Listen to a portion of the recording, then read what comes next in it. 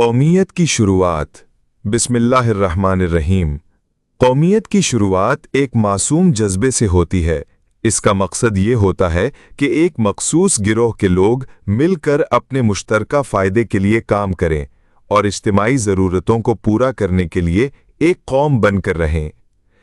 لیکن جیسے ہی یہ قومیت جنم لیتی ہے، اس میں لازمی طور پر ایک قسم کی جانبداری یعنی عصبیت شامل ہونے لگتی ہے۔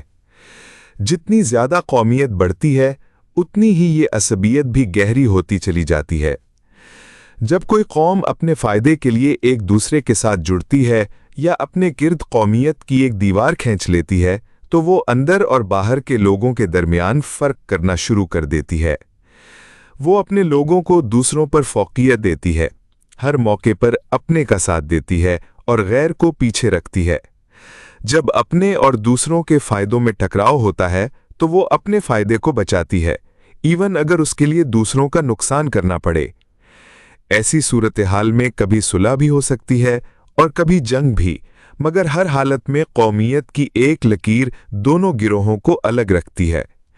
اسی کو عصبیت یا حمیت کہا جاتا ہے، اور یہ قومیت کا وہ خاص پہلو ہے جو اس کے ساتھ لازماً پیدا ہوتا ہے۔ یہ پیغام دوسروں تک پہنچانے کے لیے ویڈیو لائک، شیئر اور سبسکرائب کریں۔